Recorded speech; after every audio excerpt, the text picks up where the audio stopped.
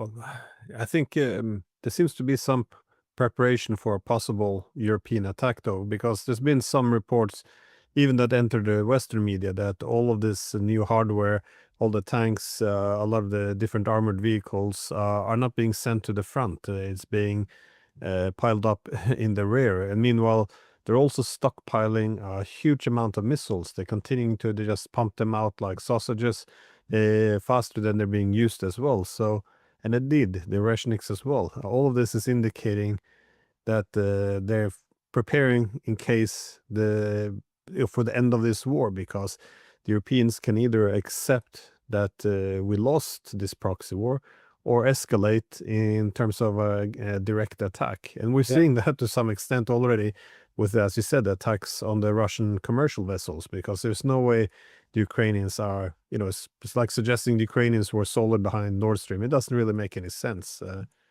But with this 800,000, what do you think is the goal for why are the Europeans insisting on 800,000? That's an absurd number for a peacetime army.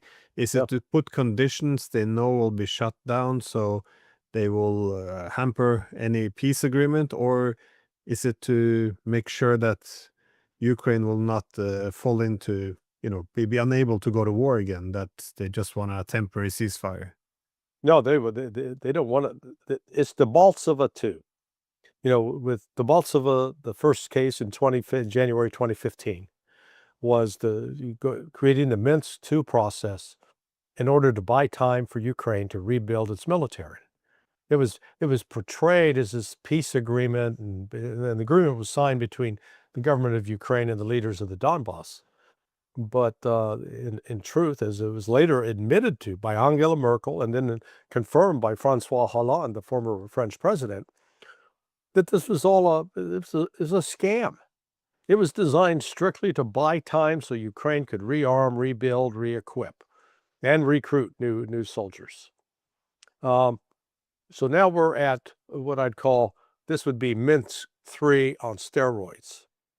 When in Minsk I or Minsk II, as that was getting, before they'd negotiated it, Merkel hops on a plane because the Ukrainian army is surrounded at the village of Debaltseve.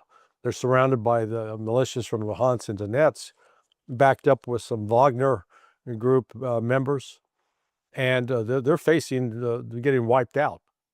And Merkel goes to Moscow, persuades, cajoles President Putin into supporting the Minsk II process. Putin does, and I think he's since admitted that that was a he made a mistake.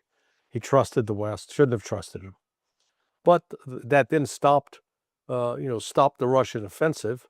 I think the agreements were signed on like 12 February, and the battle at Debaltseve ended 6 days later. But the agreement was never really upheld, but the Ukrainians used it to buy time. Well, that's what they're trying to do now, only it's too late. Russia's not going to fall for that, fall for the banana in the tailpipe trick. That's a reference to an Eddie Murphy movie. Beverly Hills Cop. I've seen that. Beverly Hills Cop. I'm not going to fall for that banana in the tailpipe trick. Well, that's Russia now. They realize they're not going to get fooled by the West. They've made their demands very clear, very specific, and they're not backing off of those. And the disdain that Putin has for Europe, he's not taking any steps to hide it. He was visibly angry yesterday vis-a-vis Ukraine and Europe on these attacks on the ships.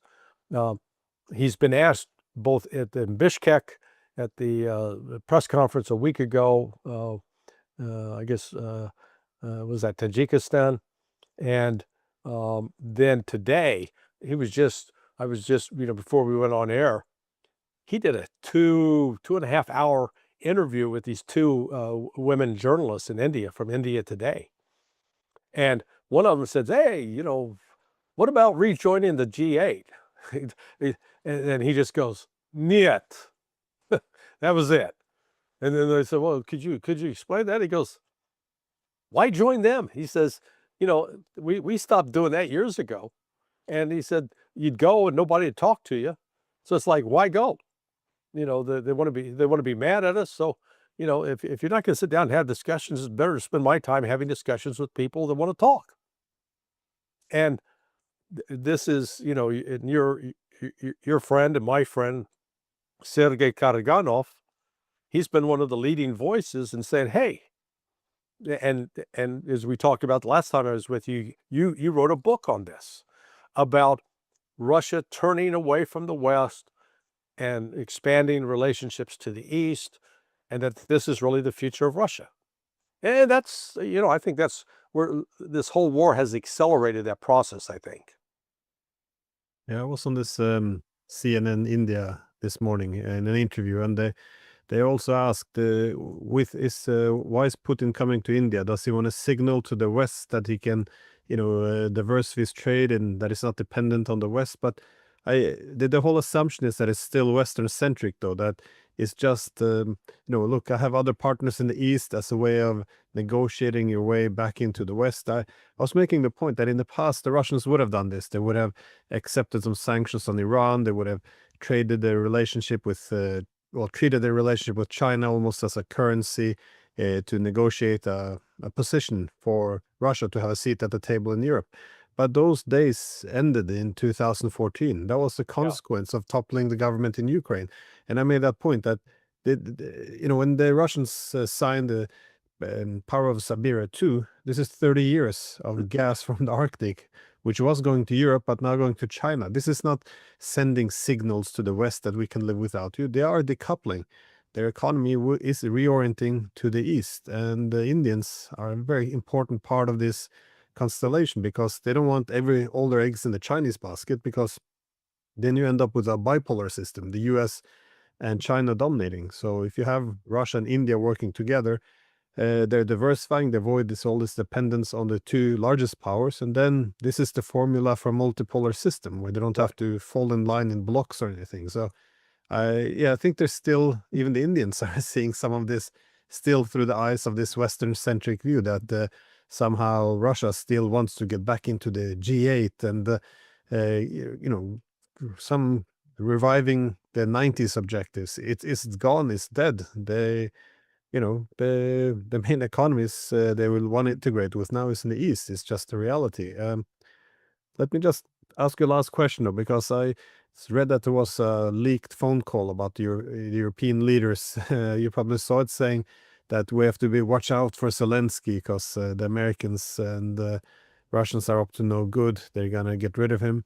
And, in the EU capitals, there's a lot of crazies. But on this topic, though, one gets the impression that a lot of the anti-corruption efforts now, not that they're false. I mean, the Ukrainian leadership is extremely corrupt, or always been, but that this is also an effort by the United States to push Zelensky aside. I know that if it happens, of course, the UK wouldn't mind pushing in Zaluzhny. Germany probably would prefer Klitschko. But do you see the United States working on at least weakening the position of Zelensky as a way of pushing through this peace agreement? Oh, absolutely. I think you astutely note that the leaks about the $100 million corruption scandal, as we've discussed before, that's chicken feed. We're talking billions of dollars. Out of $360 million, the estimates are between 50 and $100 billion of that have been siphoned off. And I guarantee you, when the investigation is finally completed, I know that there are U.S. members of Congress, both the House and Senate, that have received millions of dollars. One senator got around 16, 17 million. Another got around 23 million. One's a Republican, one's a Democrat. So it's bipartisan corruption. Do you think there's any possibility that Kaya Kallas might be getting paid under the table by the Zelensky regime? Von der Leyen? Who else in the EU? And hey, Boris Johnson, he's already been getting some money from one of his buddies that was profiting off the war in Ukraine.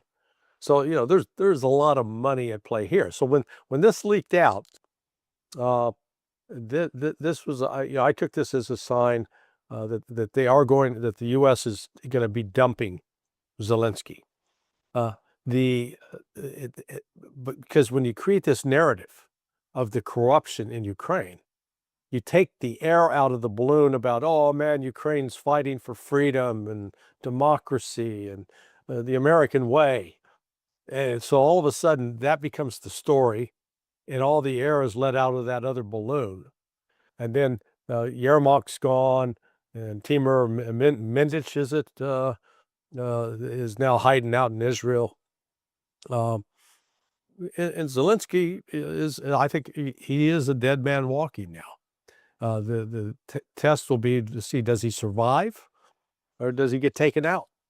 And the problem with Zelensky is, Putin made it clear this week that Zelensky is a criminal and illegitimate, and they're not going to negotiate with an illegitimate president. Well, if Zelensky comes back in and just gets named as president, he too is an illegitimate president.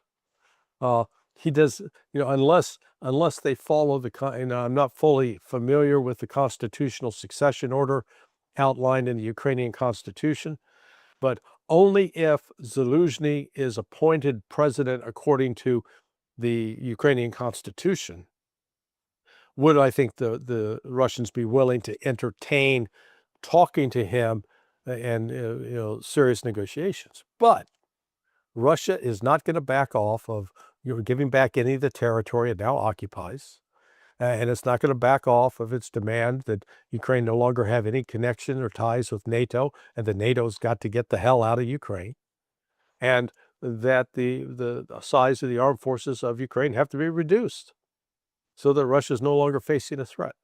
And those that think, well, these are just talking points that Russia's going to have to make some concessions on. They're not going to make concessions on those. I mean, these are firm demands. Russia hasn't budged an inch from those since it first made it. And, and I think that was part of what was going on with the meeting that Witkoff and Jared Kushner had with Vladimir Putin the other day. That, Putin was explaining to them exactly the Russian position so that they could go back and communicate it again to Donald Trump. And so I think Trump now is ready to distance himself from Ukraine. I mean, we've seen some tangible things with, one, the leaks of the information about the corruption, but then Rubio not attending the ministerial that was held yesterday or the day before. First time in the history of the ministerial that a U.S. Secretary of State was not there. The other reports, Steve Bryan, who's a former Bush administration defense official, senior guy at the Department of Defense, he said that all aid that was already in the pipeline for Ukraine has been cut off, stopped. So that's not going forward. So as the days grow darker, as we approach December 20th, pretty good metaphor for what's taking place in Ukraine. It's getting darker and darker with each passing day. I agree. And, the problem when we call Putin a dictator in the West is we delude ourselves into thinking that he does control everything. But even if he would want to make some kind of a massive concession, there's limits what he can actually do, because there's a big political force in Russia now who remembers that in 2013, Ukraine and Russia presented an offer to the EU to have an EU-Ukraine-Russia agreement, so Ukraine wouldn't have to choose. The Europeans said no. Ukraine will not be a bridge. They have to choose us or them. And then 2014, the Europeans, after destabilizing Ukraine, they signed under as guarantors of a unity government. They walked away from that within the first 48 hours after they toppled Yanukovych. Yeah. And then, of course, you have the Minsk agreement, which was also a fraud after the defeat at the Bolsova, the undermining or reversing essentially the election outcome, the peace mandate that Zelensky got in 2019, sabotaging the Istanbul in 2022, then boycotting diplomacy pretty much throughout the last 3 years. why, like, imagine if again, yet again, suddenly Putin would say, well, we're going to have to trust the West now this time. Yeah. NATO has to be trusted in the peace agreement. There would be no way. The revolt within Moscow would be too great. He would expose himself as being not just weak, but stupid. So Yeah. I think it's limits what can be done this time. No, There's- you're right. He is not Charlie Brown.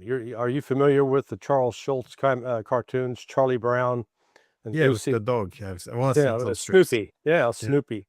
And one of the memes in that cartoon was Lucy would always encourage Charlie Brown, here, come kick the football. And Charlie Brown would run up trying to kick the football. And it doesn't matter whether we're talking American football or soccer, European, world football. Every time he would approach to kick the ball, she'd pull it away, he'd kick air, and he'd fall on his back. Okay, that's happened to Putin once.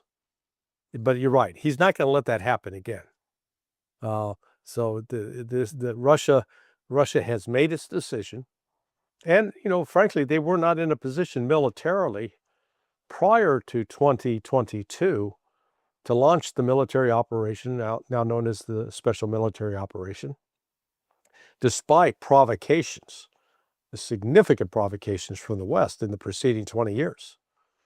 So, Russia's now, ironically, surpassed the West in military technology, in armaments on hand and availability, and in troop manpower. They've tripled now the size of the U.S. Army.